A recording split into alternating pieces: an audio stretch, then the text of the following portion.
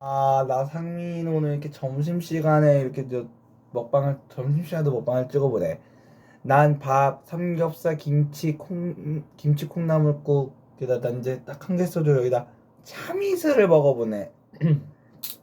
아까는 안성탕면에다가 한 개 소주, 난 이거 처음처럼을 먹었었는데 말이지.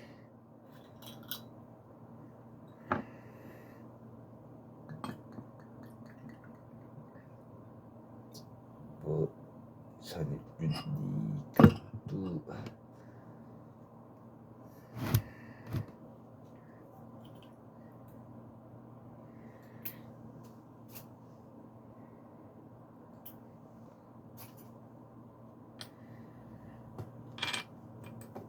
나라 비스드 속인 거는 개신하지만 널 욕설기로 하진 않노.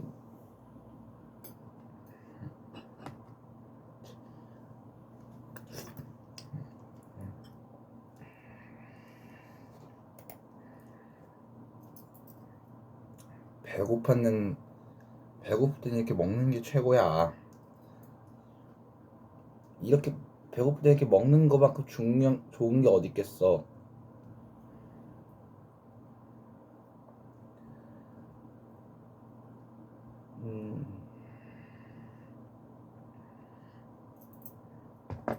이제 동화에다가 그 뱀이 기어다니는 이유라고 써버려.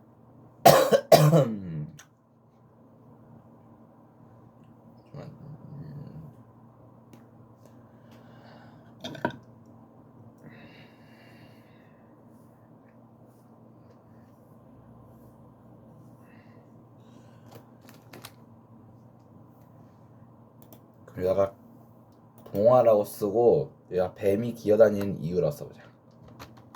그럼 어떻게 나올까?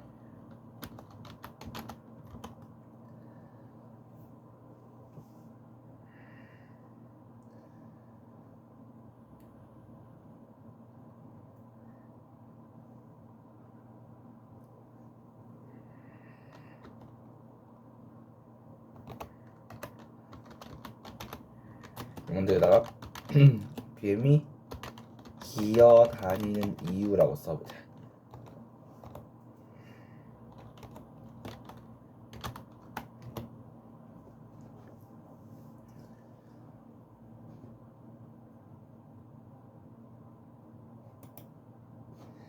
이거부터 볼게.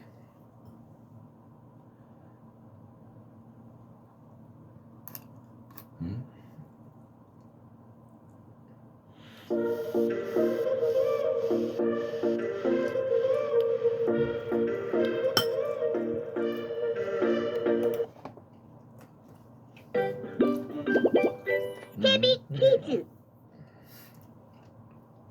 뱀이 기어다니는 이유. 오늘은 사냥감을 찾아야 할 텐데. 옳지. 저쪽으로 가봐야겠다. 옛날 어느 깊은 숲속에 마음이 착한 사냥꾼이 살고 있었어요. 사냥꾼은 너무 가난해서 가진 거라고는 사냥 도구 몇 개와 자루가 전부였지만 열심히 살았어요. 살려주세요! 살려주세요! 사냥꾼이 숲속을 헤매고 있는데 어디선가 소리가 들려왔어요. 이게 무슨 소리지? 이게 무슨 소리지?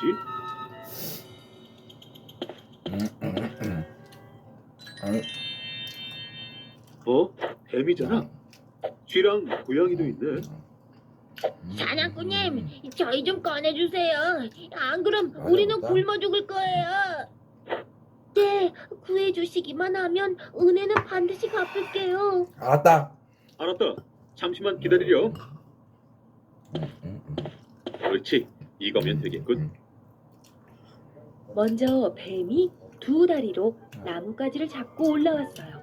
그때는 뱀에게도 두 다리가 있었거든요.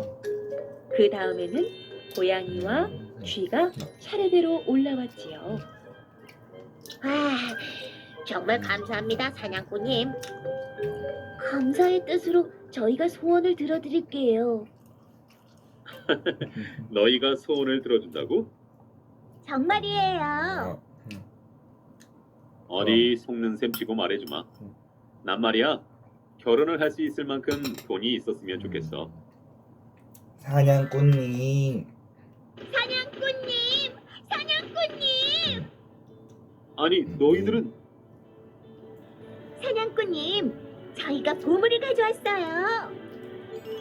저희를 구해주신 보답이에요. 정말 고맙다 얘들아. 정말 고맙다 얘들아. 부자가 된 사냥꾼은 가난한 사람들을 도우며 살았어요. 그러자 백성들은 모두 사냥꾼을 왕관을 쓰지 않은 왕이라며 좋아했고 이 소문은 널리 퍼졌지요. 뭐. 그 소문이 정말 사실이란 말이냐? 네. 네. 가난한 사냥꾼이 하루아침에 부자가 되다니 이 분명 전하의 보물 창고에서 보물을 훔친 것이 틀림없습니다.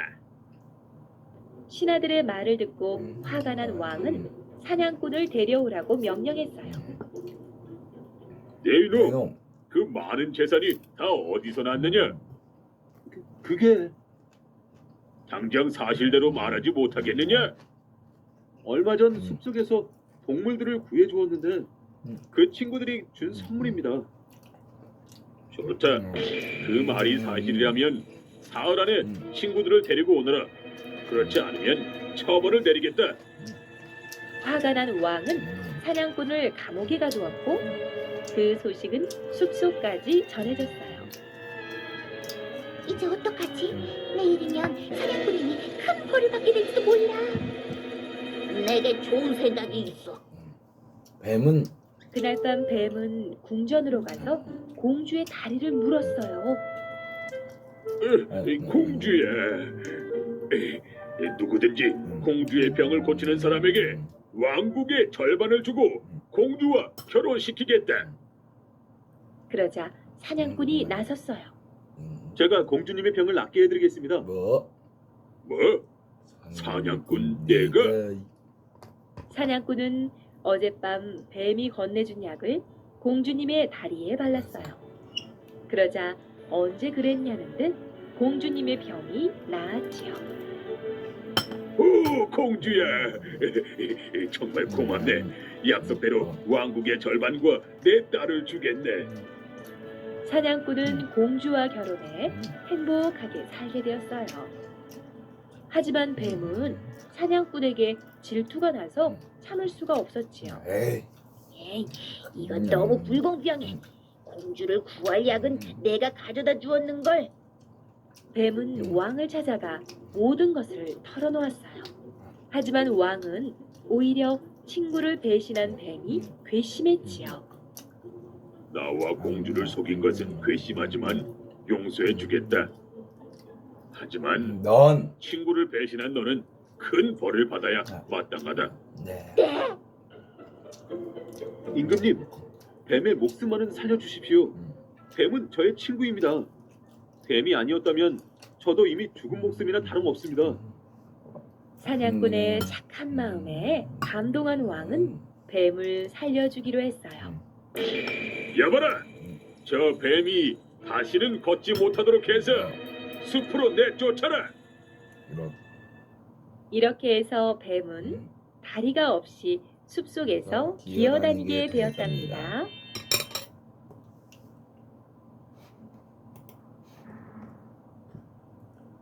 컴프라볼! 이렇게? 좋아, 잘했어. 다음은 오른팔이야. 이젠 내가 가르쳐줄까? 됐. 헤비 퀴즈. 은혜 아픈 두꺼비. 은혜 갚은 두꺼비. 옛날 한 마을에 꼬푼이라는 어여쁜 처녀가 살고 있었어요. 꼬푼이는 열심히 일하며 병든 어머니를 돌봤어요. 어느 날 꼬푼이는 나무를 캐서 집으로 돌아오고 있었어요. 징그러워. 못생긴 두꺼비. 죽어라! 죽어! 꼬푼이는 동네 아이들에게 괴롭힘을 당하고 있는 두꺼비가 불쌍했어요. 그만해 얘들아. 두꺼비는 몸이 누렇고 울퉁불퉁했지만 꼬푼이는 두꺼비가 전혀 징그럽지 않았어요. 꼬푼이는 다친 두꺼비를 집으로 데리고 와서 정성스럽게 보살펴 주었어요. 두꺼비야, 이것 좀 먹어봐. 두꺼비는 꽃분이의 보살핌으로 무럭무럭 자라 왕두꺼비가 되었어요. 그러던 어느 날이었어요. 아이고 꽃분아, 안 된다, 안 돼. 어머니. 마을 뒷산에는 커다란 동굴이 하나 있었는데 그 동굴에 사는 괴물이 밤이면 마을에 내려와 가축과 아이들을 잡아갔어요. 그러자 마을 사람들은 매년 처녀 한 명씩을 괴물에게 바치기로 했어요. 올해는 꽃분이가 제물로 가게 되었던 거예요. 두꺼봐, 너에게 밥을 주는 것도 이게 마지막이구나. 다음 날 아침 꽃분이는 마을 어른들을 따라 뒷산으로 올라갔어요. 두꺼비는 사람들이 눈치채지 못하게 조심조심 꽃분이의 뒤를 따라갔어요. 꽃분이는 괴물이 사는 동굴 앞에 도착했어요. 동굴 속은 캄캄해서 무서웠지만 용기를 내어 들어갔어요. 무서워. 그때 갑자기 동굴 안쪽에서 커다란 지네가 나타났어요. 꽃분이는 너무 놀라 기절하고 말았어요. 지네가 꽃분이를 잡아먹으려고 다가오자 두꺼비가 불을 뿜으며 나타났어요. 지네와 두꺼비는 파란 불과 빨간 불을 내뿜으며 싸웠어요. 이게 어떻게 된 일이지? 커다란 지네는 몸을 축 늘어뜨리고 죽어 있었어요. 꽃분이는 지네 옆에 쓰러져 있는 두꺼비를 발견했어요. 아니, 두꺼봐. 꽃분이는 두꺼비를 안고 눈물을 흘렸어요. 하지만 두꺼비는 꼼짝도 하지 않았어요. 두꺼봐, 네가 나를 구해주었구나. 고마워, 두꺼봐. 꽃분이는 두꺼비를 양지 바른 곳에 묻어주었어요. 사람들은 마을을 구해준 두꺼비에게 고마워했어요. 은혜를 갚은 두꺼비의 이야기는 그 후로도 오랫동안 전해졌답니다. 좋아요 데뷔 키즈. 닭 안에 숨긴 선물. 어느 시골 마을에 한 부자가 살았어요.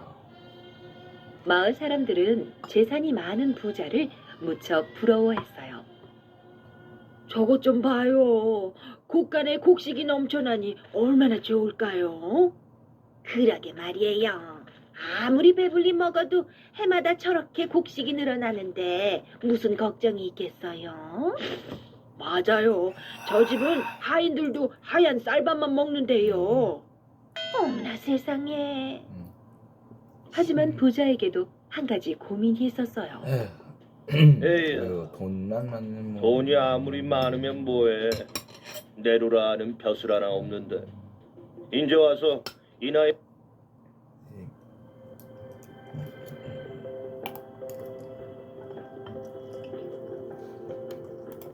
과거 시험을 볼 수도 없고 무슨 좋은 방법이 없을까?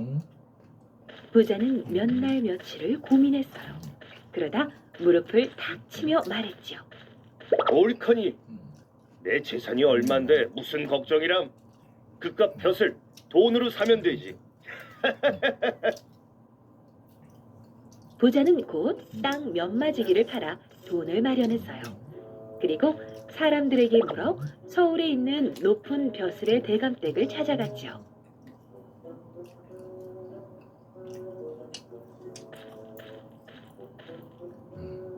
대감님, 제 평생 소원이 벼슬자리 하나 얻는 것입니다. 이건 제 정성이니 받으시고 감투 하나만 씌워주시지요. 부자가 대감에게 돈이 든 꾸러미를 내밀며 간곡히 부탁했어요. 아하이, 글쎄다. 부자가 내민 꾸러미를 본 대감은 기가 막혔어요. 나 원참 돈으로 벼슬을 사겠다니 일자 무식이로구먼. 하지만 꾸러미를 풀어보던 대감은 마음이 바뀌었어요. 이게 다 얼마람? 돈 욕심이 생긴 대감은 태연하게 말했어요. 자네 정성을 봐서 내가 한번 알아볼 테니 돌아가서 기다리게. 어이쿠, 감사합니다. 감사합니다, 대감님. 벼슬을 돈으로 살 수 없다는 사실을 알았지만 대감은 부자에게 알려주지 않았지요.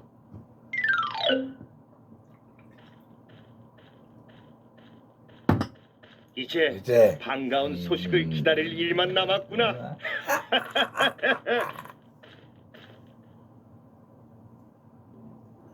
그로부터 며칠이 지났어요.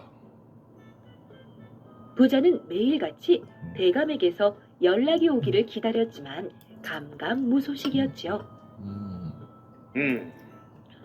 혹시 내가 준 돈이 너무 적었던 건 아닐까? 고민한 끝에 부자는 더 큰 돈을 마련해 대감을 찾아갔어요. 대감님, 지난번엔 제가 세상 물정을 너무 몰랐던 것 같습니다. 너그러이 용서하시고 다시 잘 알아봐 주시지요. 으차. 부자가 묵직한 꾸러미를 내밀자 대감의 얼굴에 화색이 돌았지요. 오호! 지난번보다 꾸러미가 훨씬 크구나. 하지만 대감은 애써 침착하게 말했어요. 사실 좀 그랬지. 벼슬자리를 찾는다는 것이 그리 쉬운 일이 아니거든. 내 힘써서 알아보겠네. 감사합니다, 대감님. 부자는 대감의 말을 철석같이 믿고 기다렸지만 이번에도 아무런 소식이 없었어요. 답답한 마음에 부자는 대감의 집을 몇 번이나 더 오갔지요. 그 많던 재산이 이제 바닥날 지경인데 벼슬은 왜 이렇게 강간무소식이람? 아이고. 부자는 속이 상해 더는 견딜 수가 없었어요. 그래, 딱 한 번만 더 더 부탁해보자. 마지막이라고 생각한 부자는 남은 재산을 몽땅 챙겨 대감의 집으로 향했어요. 급히 서두른 탓에 아침을 걸은 부자는 허기를 느끼고 주위를 둘러보았어요. 마침 주막 하나가 눈에 들어왔지요. 옳지. 저기서 요기를 좀 하고 가야겠다. 주막에 들어선 부자가 자리를 잡고 앉자 사람들의 이야기 소리가 들려왔어요. 자네 그 이야기 들었나? 글쎄 돈으로 벼슬을 사려는 사람이 있다며? 나도 들었지. 대감의 집 문지방이 닳도록 들락날락한다지.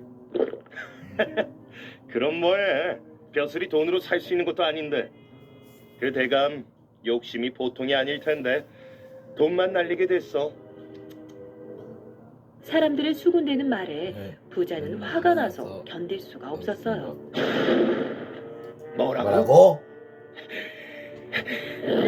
가만 놔봐라. 집으로 돌아온 부자는 밭에서 박을 하나 따더니 속을 판에 들고 산으로 갔어요. 그러고는 벌들이 잔뜩 모여 사는 커다란 벌집을 찾았지요. 옳지. 저거다. 영차. 부자는 조심스럽게 박을 벌집에 대더니 팡팡 두드리기 시작했어요. 놀란 벌들은 박 속으로 날아들었고 부자는 재빨리 꼭지를 막았지요. 그래. 이제 됐다. 부자는 비단 보자기로 박을 몇 번이나 꽁꽁 묶은 뒤 대감을 찾아갔어요. 대감님, 그동안 제 벼슬자리를 알아보시느라 많이 힘드셨죠? 그래서 제가 귀한 약을 구해왔습니다. 귀한 약이라니 뭘? 이런 걸 다 가져왔나? 대감은 애써 기쁨을 감추며 꾸러미를 이리저리 살펴보았어요. 도대체 뭐가 들었기에 이렇게 크다? 이 약으로 말할 것 같으면 천년만년 오래오래 살게 하는 명약입니다. 쉽게 구할 수 없는 아주 귀한 약이지요. 어허, 그래? 대감의 눈이 휘둥그레졌어요. 그런데 약을 드실 때는 지켜야 할 것이 있습니다. 그게 뭔가? 옷을 꼭 벗으셔야 하고요. 약효가 새어나갈 수 있으니 문도 걸어 잠가야 합니다. 알았네, 알았어. 내 꼭 그래야 할 테니 걱정 말게. 부자가 떠나자 대감은 서둘러 방문을 잠그고 옷을 벗었어요. 그 바보 덕에 만수무강하게 생겼구나. 대감은 꽁꽁 묶인 보자기를 풀고 또 풀었어요. 얼마나 귀한지 참 많이도 묶어놨군. 응? 이게 이건 박이자 그냥 박이잖아. 옳거니 이 박 안에 약이 든 게로구나. 대감은 설레는 마음으로 꼭지를 열었어요. 그러자 속에 있던 벌들이 한꺼번에 쏟아져 나와 대감을 쏘기 시작했죠. 아 따가. 아이 따가워. 으악! 사람 살려.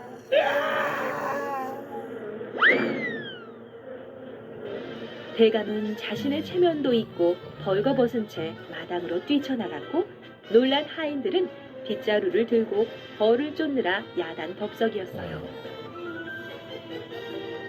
한편 시골 마을로 돌아간 부자는 돈으로 뭐든지 살 수 있다는 헛된 욕심을 버리고 현재의 삶에 만족하면서 살기로 했답니다.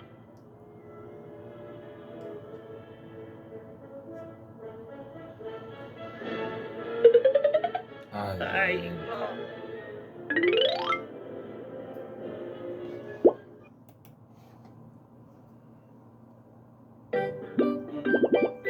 TV 퀴즈. 앵무새가 말을 따라하는 이유. 말을 따라하는 이유. 옛날 어느 마을에 마음씨 고약한 농부가 앵무새를 키우며 살고 있었어요. 그리고 농부의 집 근처에는 닭을 키우는 이웃이 살았지요. 에이 이놈의 닭들 네. 당장 내 집에서 나가지 못해. 농부는 이웃집의 닭들이 마음에 들지 않았어요. 아침마다 시끄럽게 울어대고 먹이를 쪼아 먹으러 농부의 집 마당까지 모여들었거든요. 저리 가. 저리 가란 말이다. 에이. 그러던 어느 어느 날이었어요. 시도 때도 없이 물이 새는 우리 집. 어느새 자신의 집 마당에 모여 모이를 쪼는 닭을 지켜보던 농부가 입맛을 쩍쩍 다셨지요.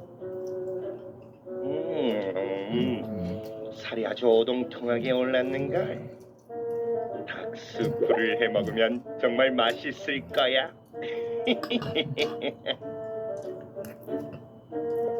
그날 밤이었어요. 농부는 이웃집 닭장에 몰래 숨어들어 닭 한 마리를 훔쳤어요.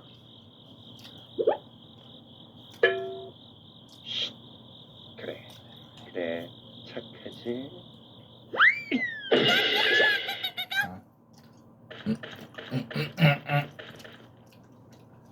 농부는 훔쳐온 닭으로 요리를 해서 배불리 먹었어요. 아이고 맛있게 잘 먹었다. 누나야, 가만. 이 뼈는 어떻게 한다? 옳지. 농부는 혹시라도 이웃에게 들킬까봐 닭뼈도 강에 던져버렸어요. 그래. 이제 아무도 모르겠지? 아무에게도 들키지 않을 거라 생각한 농부는 마음이 놓였어요. 하지만 농부의 앵무새가 그 모습을 모두 지켜보고 있었어요.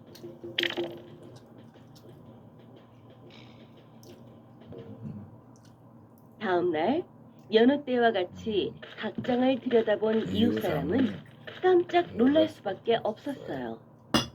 12, 13, 14. 닭 한 마리가 어디 갔지? 이웃사람은 없어진 닭을 찾으려 집안 곳곳을 샅샅이 뒤졌어요. 아무데도 없잖아. 닭장에 있던 닭이 하룻밤새 어디로 사라질 리도 없고. 분명 누군가 내 닭을 훔쳐간 거야. 도대체 누굴까? 이웃 사람은 곰곰이 곰곰이 생각했어요. 그러자 지난 일들이 주마등처럼 스쳐 지나갔어요. 이웃집 농부가 자신의 닭들을 빗자루로 쫓아내고 입맛을 다시며 쳐다보던 일들이었지요. 설마 농부의 짓일까? 아니야. 일단 찾아가서 이야기라도 들어봐야겠어.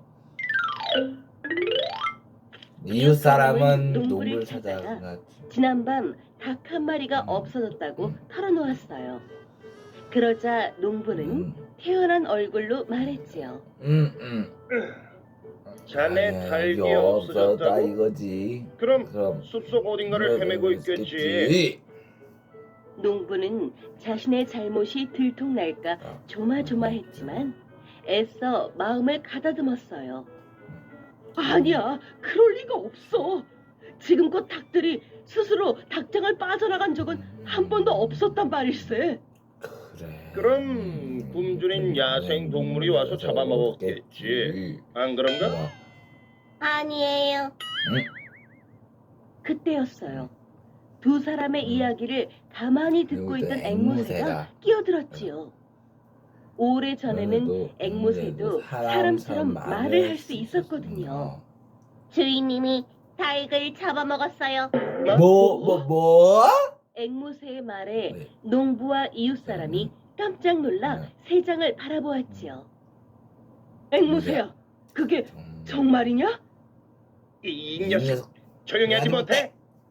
자네 설마 지금 저 앵무새 말을 믿는 건 아니겠지? 제가 봤어요. 닭뼈는 강에 던졌어요. 앵무새의 말에 이웃사람은 의심스러운 눈초리로 농부를 쳐다보았어요. 아니야. 앵무새가 착각한 거야. 내가 요리한 건 시장에서 사온 고기였어. 하지만 농부의 말이 영 믿업지 못했던 이웃사람은 앵무새의 말이 사실인지 다음날 판결을 통해 알아보기로 했지요. 그날 밤 농부는 걱정이 되어 잠을 이룰 수 없었어요. 앵무새의 말이 사실로 밝혀지면 난 벌을 받게 될 거야. 무슨 좋은 방법이 없을까? 고민하던 농부는 바람에 펄럭이는 커튼을 보더니 곧 무릎을 탁 쳤어요. 옳지.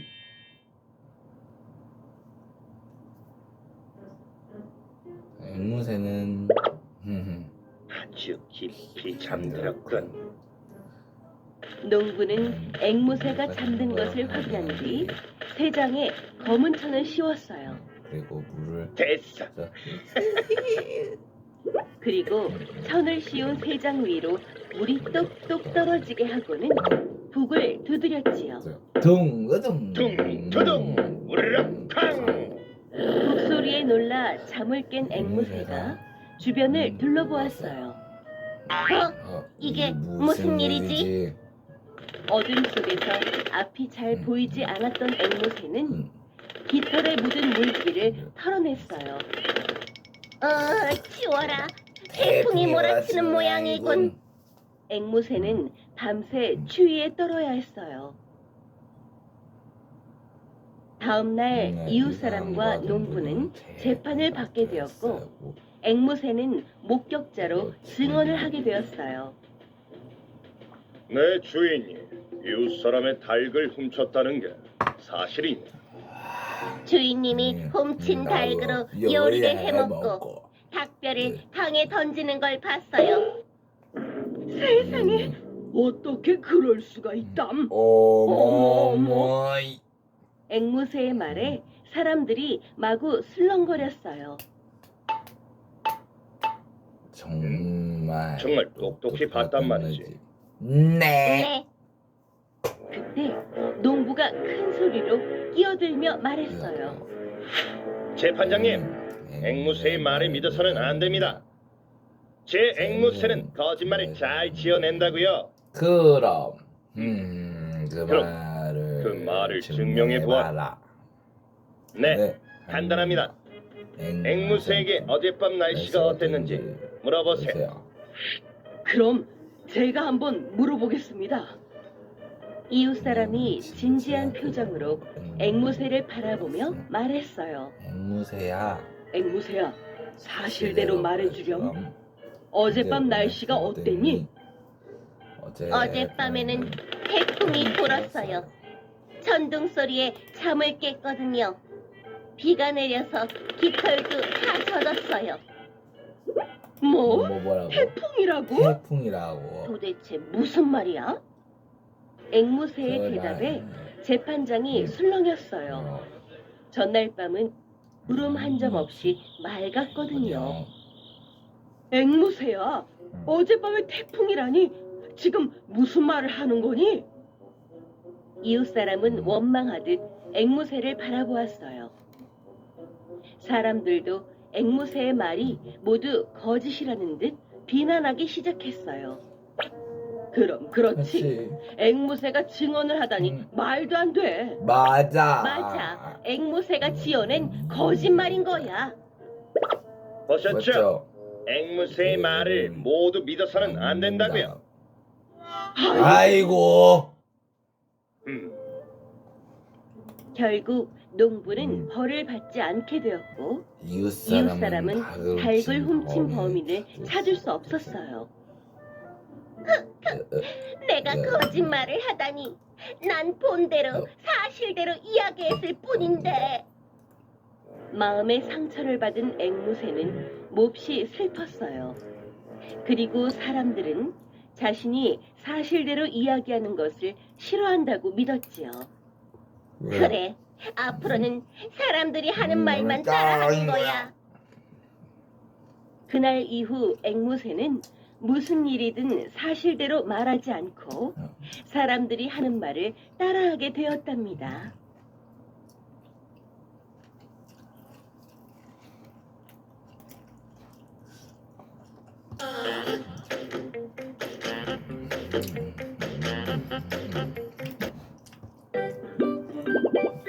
깨비 퀴즈.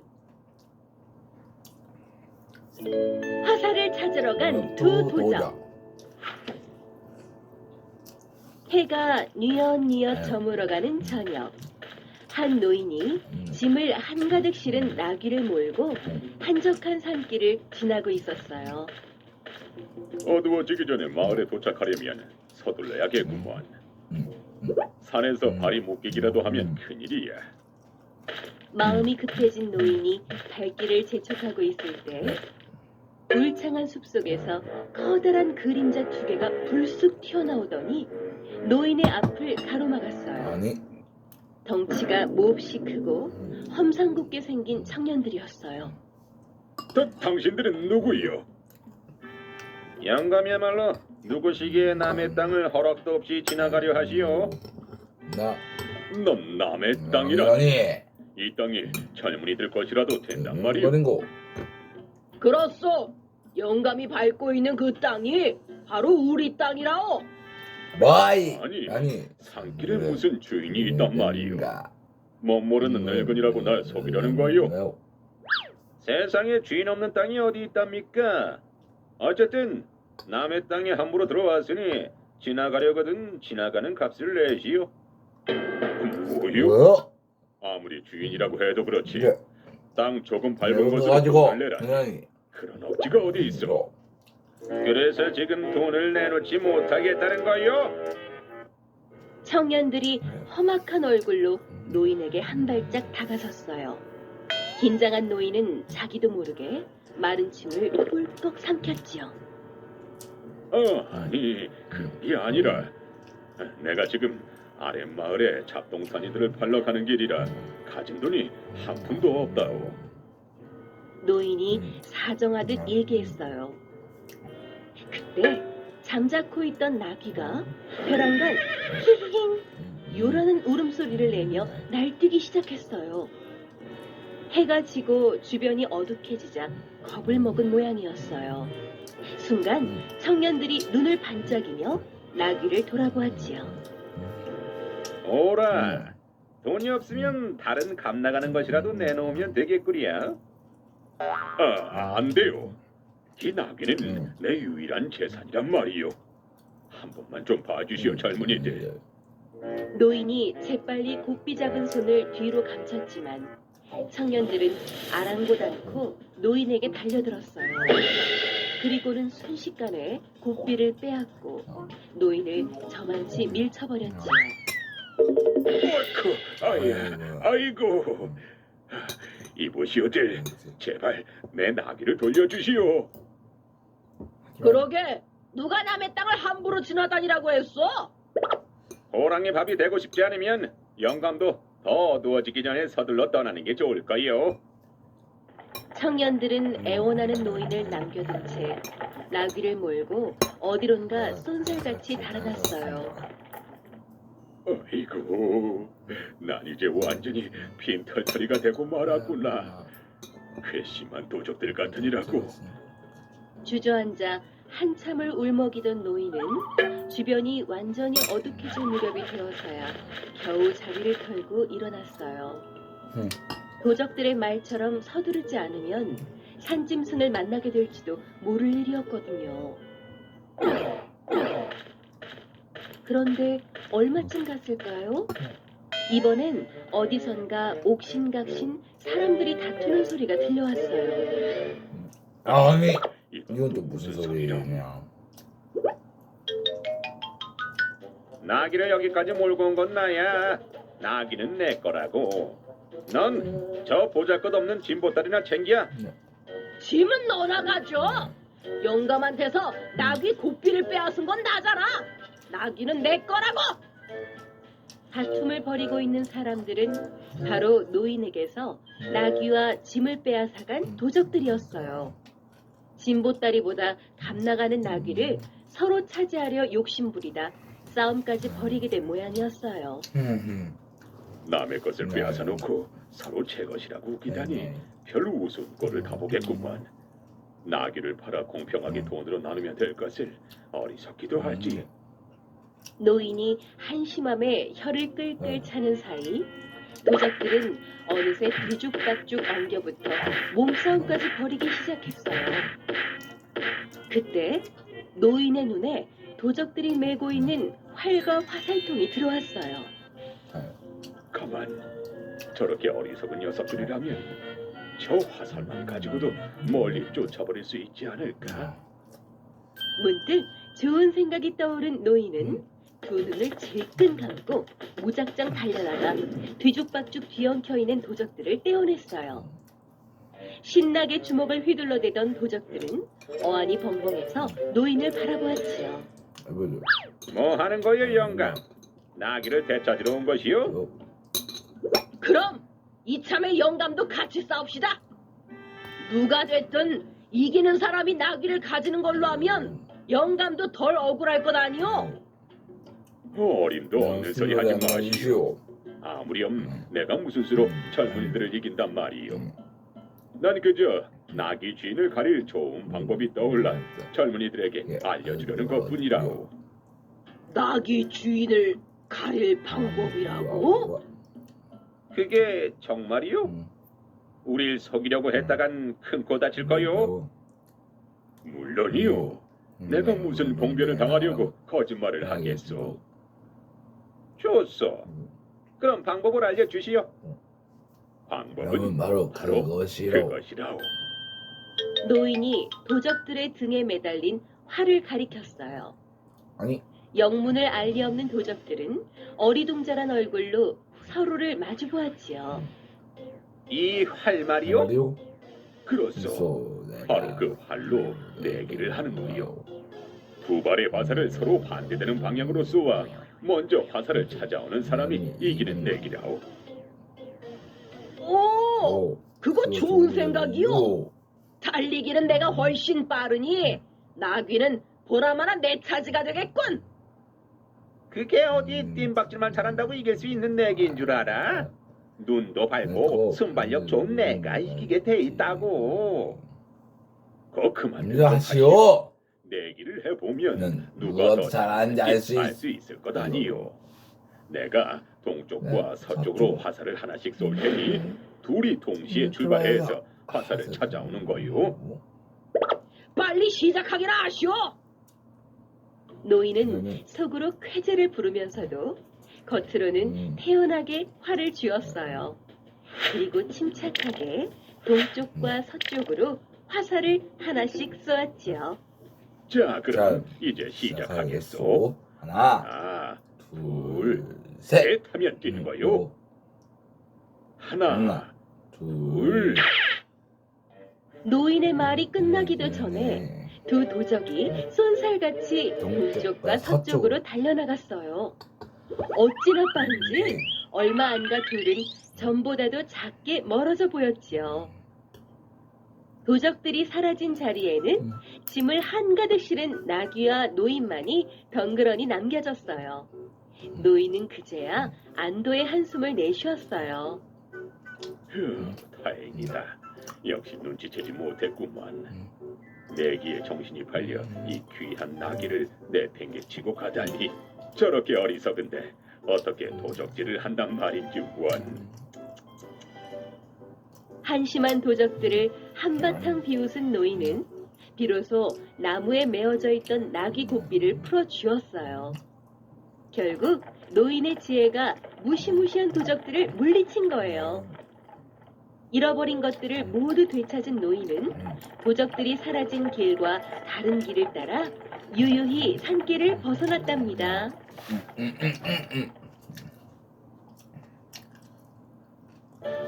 좋아요 꾹.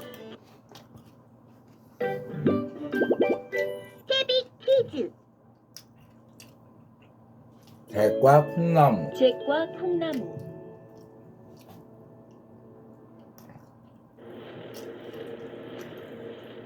찬바람이 쌩쌩 부는 추운 겨울날, 잭은 집에서 기르던 소를 몰고 집을 나섰어요.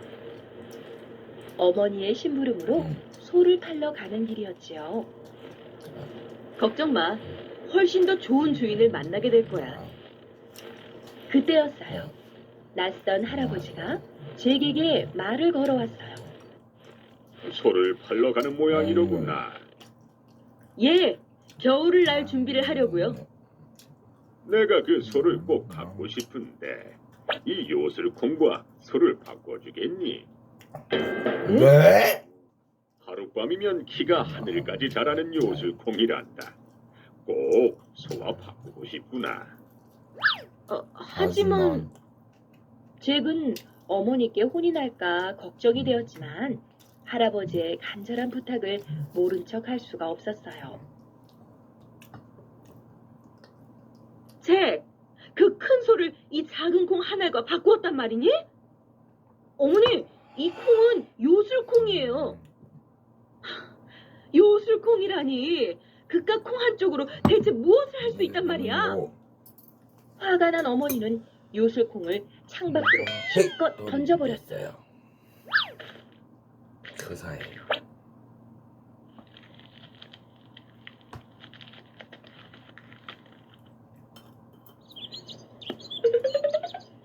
다음 날 아침이었어요. 잭은 잠에서 깬 잭은 깜짝 놀랐어요.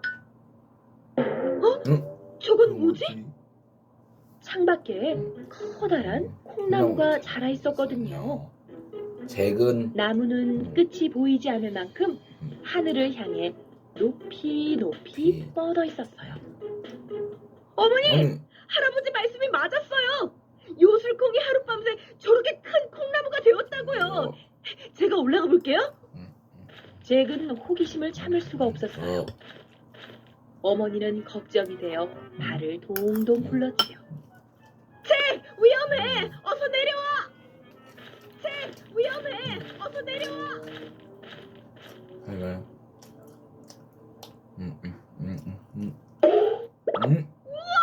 내가 구름을 뚫고 올라왔어. 나무 꼭대기에 도착한 잭은 깜짝 놀랄 만큼 커다란 집 한 채를 발견했어요. 우와, 저 집에는 대체 누가 살고 있을까? 잭은 용기를 내어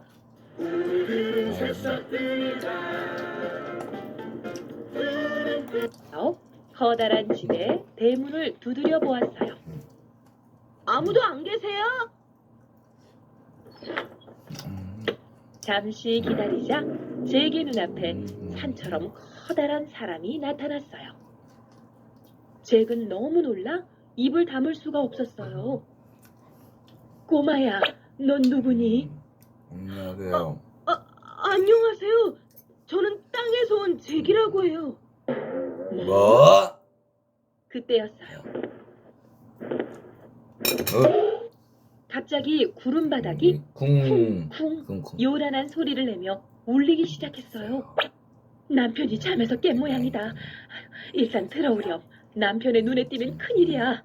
땅에 사는 사람들을 굉장히 싫어하거든.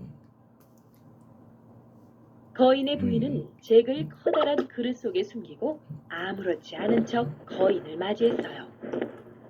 일찍 일어나셨네요, 여보. 얼른 식사를 준비할게요.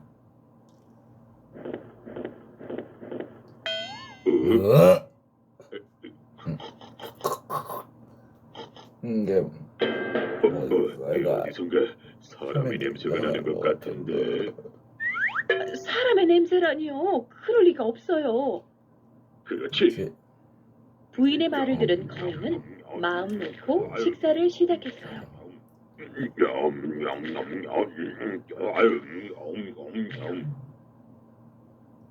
식사를 마친 거인은 바닥에 메어둔 암탉을 테이블 위로 들어 올렸어요. 알라라. 그러자 암탉은 반짝반짝 빛이 나는 황금알을 낳기 시작했어요. 세상에, 황금알을 낳는 암탉이라니. 잭은 거인이 잠들기를 기다렸다가 조심스럽게 그릇 속을 빠져나왔어요. 그리고는 재빨리 암탉을 안고 콩나무를 미끄러져 내려왔어요.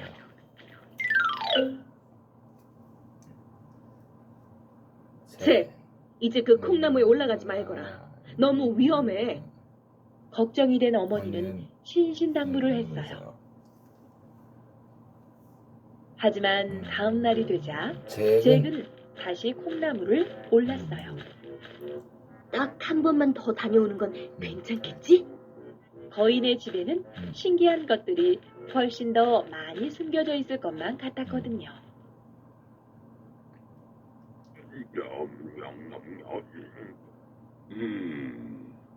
배불리 먹었으니 그만 한번 세어볼까? 거인은 부인이 차려준 음식을 배불리 먹은 뒤 금화가 가득 든 자루를 열고 돈을 세기 시작했어요. 금화가 산더미처럼 가득하잖아. 잭은 거인이 잠들기를 기다렸어요. 그리고는 금화가 든 자루를 메고 집으로 돌아왔어요. 금화 자루를 본 어머니는 깜짝 놀라 말했지요. 잭, 부자가 되는 건 좋은 일이다만 남의 것을 훔쳐서는 안 돼. 다시는 콩나무에 올라가지 않는다고 약속하렴. 잭은 어머니와 굳게 약속했지만 욕심을 버릴 수가 없었어요. 마지막으로 한 번만 더 다녀오는 거야. 잭은 익숙하게 콩나무를 타고 올라갔어요. 이번에는 찬장 속에 몸을 숨긴 채 거인을 기다렸지요. 식사 시간이 되자 거인이 황금으로 된 하프를 옆구리에 끼고 나타났어요. 노래해라 하프야. 거인이 하프를 내려놓자 하프는 스스로 연주하며 노래를 부르기 시작했어요. 혼자서 노래하는 하프라니 정말 멋진걸. 하프의 노랫소리에 거인이 골아떨어지자 잭은 서둘러 찬장을 빠져나왔어요. 그리고는 요술 하프를 안아들었지요. 그때였어요. 주인님, 일어나 보세요. 누군가 저를 훔쳐가려고 해요. 요술 하프는 소리를 지르기 시작했고 거인이 잠에서 깨어났어요. 내 이놈, 어. 내 암탉과 금화자루를 훔쳐간 녀석이 바로 너로구나.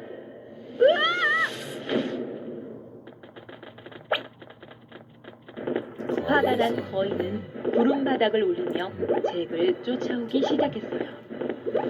잭은 버둥거리는 하프를 꼭 끌어안은 채 콩나무를 타고 미끄러져 내려갔어요. 이 개미 같은 녀석, 거기 서라.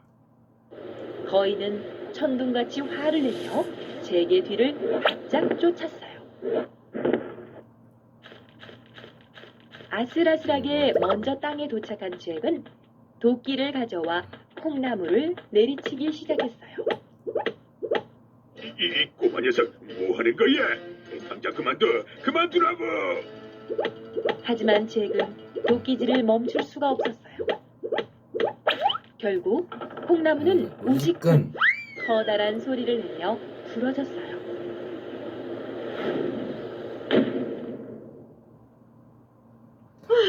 다행이다.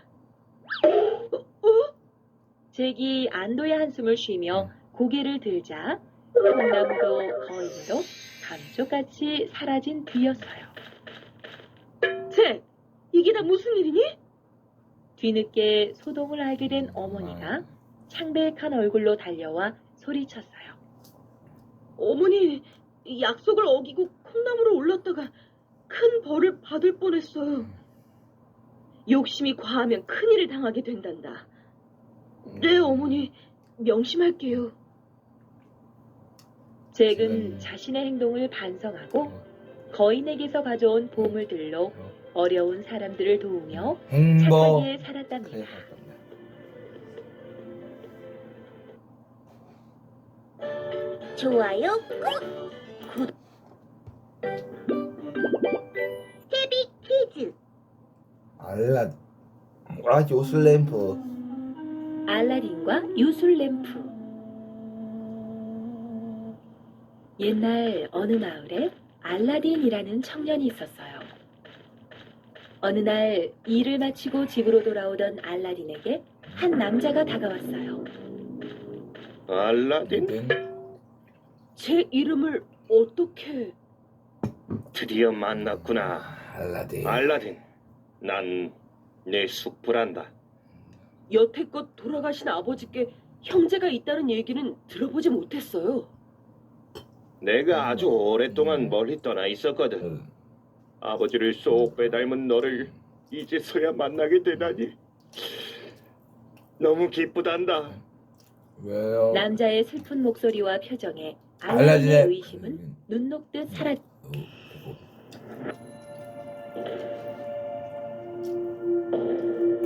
사라졌어요. 몰라봬서 죄송해요. 아니다. 이제라도 만났으니 얼마나 다행이니. 참, 그렇잖아도 내게 줄 선물을 가지러 가던 참인데 함께 가지 않으련? 네, 좋아요. 저도 함께 갈게요. 남자는 사막을 지나 어느 캄캄한 동굴 앞에 멈춰섰어요. 자, 다 왔다. 알라딘. 동굴 안으로 들어가면 커다란 나무 한 그루가 있단다. 그 나무 아래에 있는 램프를 좀 가져오겠니? 그게 바로 네 선물이거든. 예? 예? 저 혼자서요? 보다시피 입구가 좁아서 난 들어갈 수가 없구나. 대신 이걸 가져가렴. 무슨 일이 생기면 널 지켜줄 테니 남자는 커다란 보석이 박힌 반지를 내밀었지요. 알겠어요. 다녀올게요. 고맙다. 맞다, 알라딘. 아, 알라딘. 램프 외에는 어떤 것도 손을 대서는 안 돼. 네. 내 말 꼭 명심하렴. 네. 알라딘은 캄캄한 동굴 속에서 벽을 더듬으며 조심스럽게 앞으로 나아갔어요. 얼마쯤 갔을까요? 주변이 서서히 밝아지는가 싶더니 저만치 앞에 우뚝 솟은 나무 한 그루가 나타났어요. 찾았다. 숙부가 말씀하신 그 나무가 틀림없어. 알라딘은 이윽고 펼쳐진 광경에 놀라 입이 떡 벌어지고 말았어요. 맙소사, 이게 다 웬거라? 나무에는 눈부시게 빛나는 보석 열매가 주렁주렁 매달려 있었어요. 눈이 휘둥그레진 알라딘은 문득 숙부의 말씀을 떠올렸어요. 알라딘, 램프 외에는 어떤 것도 손을 대서는 안 돼. 그래, 램프부터 찾아야 돼. 여기 어딘가에 있을 텐데.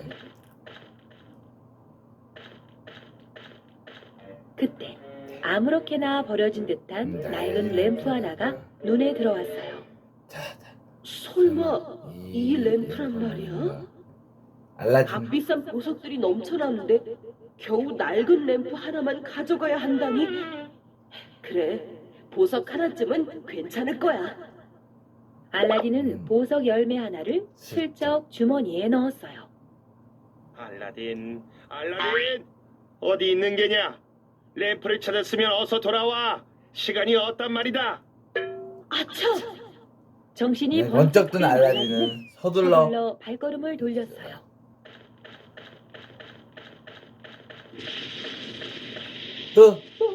갑자기 왜 이러지? 그런데 친구가 가까워지자 갑자기 땅이 흔들리면서 동굴문이 닫히기 시작했지요. 알라딘, 대체 무슨 짓을 한 거냐? 램프 외에는 아무것도 손대지 말라고 일렀건만. 보석 하나쯤은 괜찮을 줄 알았어요. 죄송해요. 일단 램프부터 나한테 던져. 얼른. 꺼낼 수가 없어요. 문이 곧 닫힐 것 같아요. 도와주세요, 숙부님.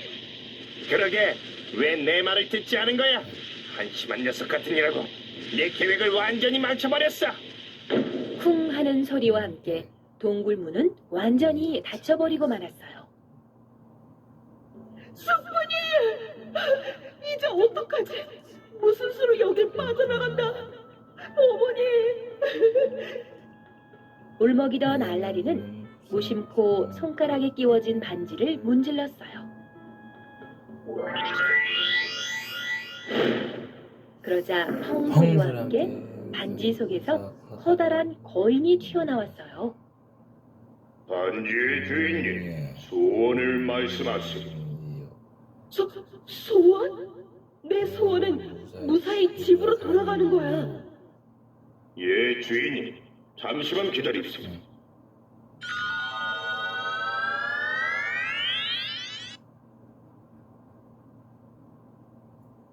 알라딘은 눈을 떠었어요. 와, 세상에, 이럴 수가. 내가 집으로 돌아왔어. 알라딘, 언제 들어왔니? 그리고 그건 뭐야? 알라딘은 숙부라는 사람을 만나 동굴로 간 일들을 빠짐없이 털어놓았어요. 어머니, 그 남자는 값비싼 보석을 두고 왜 하필 낡은 램프를 챙기려고 했을까요? 그러게, 정말 이상한 일이구나. 잘 닦아서 시장에 내다 팔아야겠어요. 알라딘이 한꺼풀로 램프를 문지르자 펑 소리와 함께 램프 안에서 커다란 거인이 튀어나왔지요. 저는 램프의 요정입니다. 램프의 주인님, 소원을 말씀하시오. 알라딘은 속는 셈치고 소원을 빌어보기로 빌어봤어요. 했어요. 맛있는 음식과 훌륭한 비단을 갖고 싶어. 예, 주인. 잠시만 기다리시오. 순간 주변이 환해지더니 근사한 테이블 위에 먹음직한 음식들이 한가득 차려졌어요. 값비싼 비단들이 셀 수도 없을 만큼 쌓였지요. 거인은 소원이 이루어지자 거인은 빨려 들어가니 램프 속으로 스르륵 사라졌어요. 어머니, 이건 요술 램프였어요. 그 남자가 램프를 욕심냈던 건 램프의 요정 때문이라고요. 그래? 그런 줄도 모르고 함부로 내다 팔 뻔했구나. 다음날 알라딘은 알라딘은 넘쳐나는 비단을 내다 팔기 위해 시장으로 갔어요.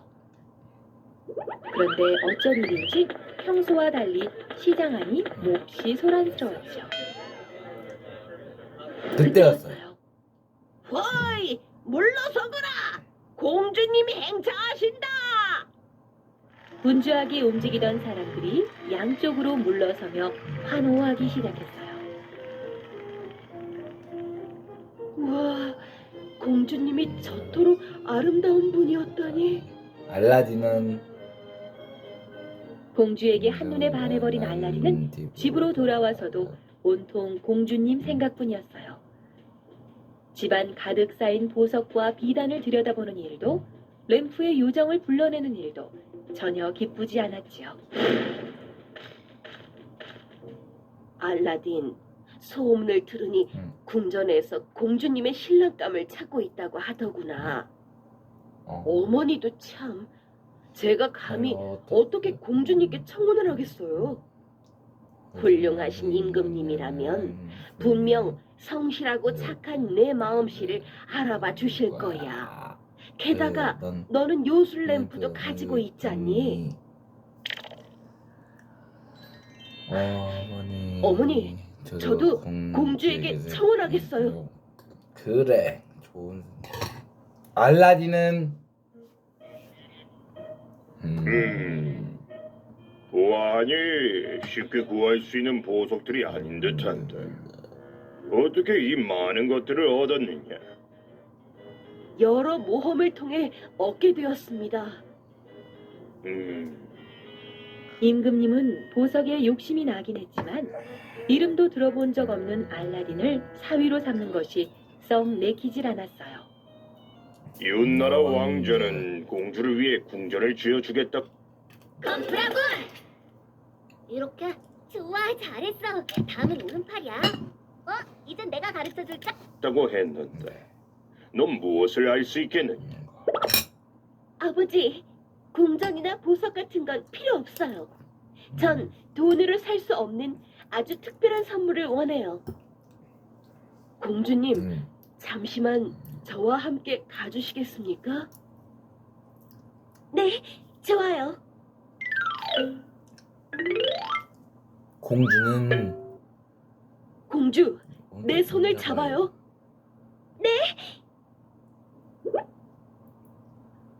어이. 램프 네, 요정에게 요정에게 부탁해 하늘을 나는 양탄자를 구한 알라딘은 공주와 함께 세상 곳곳을 구경했어요. 내가 하늘을 날다니 믿을 수가 없어요. 당신은 마법사인가요? 그건 아니지만 공주가 원하는 거라면 무엇이든 들어줄게요. 저와 결혼해 주시겠습니까? 좋아요. 알라딘은 얼마 뒤 알라딘과 공주는 백성들의 축하를 받으며 근사한 결혼식을 올렸어요.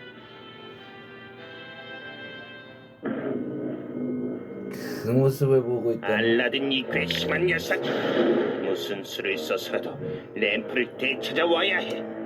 한편 알라딘에게 램프를 빼앗긴 마법사는 행복하게 살고 있는 알라딘을 보자 배가 아파 견딜 수가 없었어요.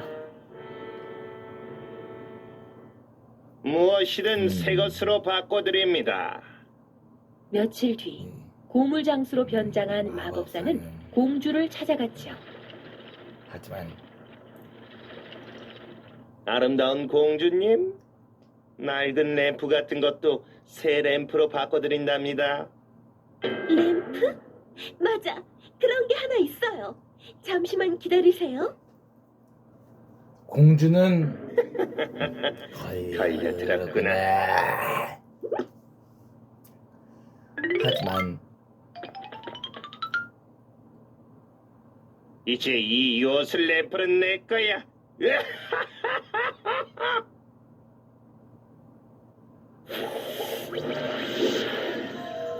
램프의 주인, 소원을 말씀하세요. 마법사는 알라딘의 궁전과 공주를 사람들의 발길이 닿지 않은 곳에 옮겼어요. 알라딘, 넌 아무것도 되찾을 수 없을 것이다.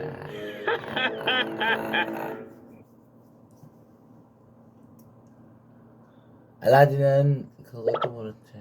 세상에 궁전이 감쪽같이 사라지다니. 공주, 대체 어디에 있는 거예요? 그때 문득 뭐 알라딘의 머릿속에 남자에게 받았던 보석 반지가 떠올랐어요. 그래, 보석 반지라면 공주가 공주가 있는 있는 곳을 곳을 찾아낼 수 있을지도 몰라. 집안이 쑥대밭이 되도록 뒤진 끝에야 반지를 찾은 알라딘은 간절한 마음으로 반지를 문질렀어요. 반지의 주인, 소원을 말씀하세요. 잃어버린 공주와 궁전을 되찾아줘. 그게 내 소원이야. 주인님, 그건 제가 도와드릴 수 있는 일이 아닙니다. 뭐? 그럼 나를 공주가 있는 곳으로 데려다 줄 수는 있겠지? 공주와 궁전이 있는 곳으로 나를 보내줘. 예, 주인. 잠시만 기다리세요.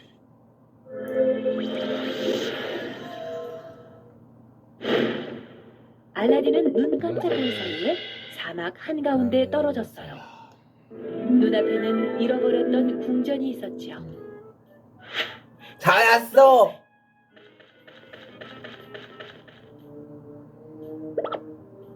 공주! 알라딘. 공주는 마법사에게 속아 요술 램프를 내어준 일을 털어놓았어요. 우선 램프부터 되찾아야 해요.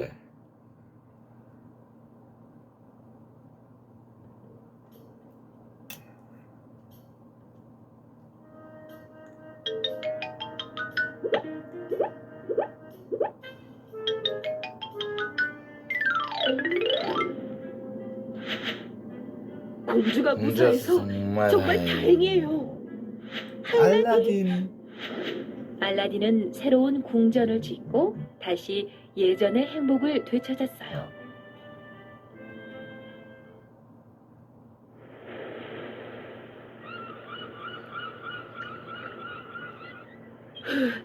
이쯤이 좋겠지?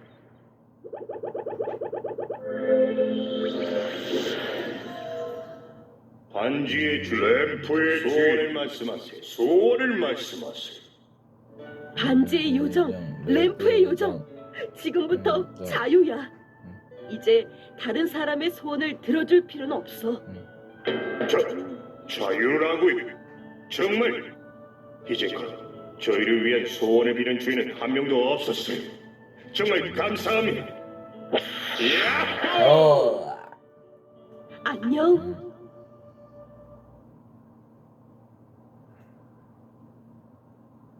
한편 램프를 잃고 사막을 빠져나올 수 없었던 마법사는 더는 알라딘을 괴롭히지 못했답니다.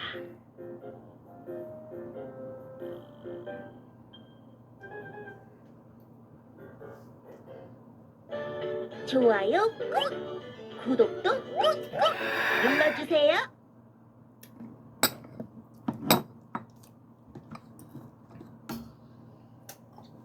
됐어. 100% 됐어. 밥이랑 국물 같은 건 남았다고 해도 고기랑 이런 건 다 먹었으니 됐어.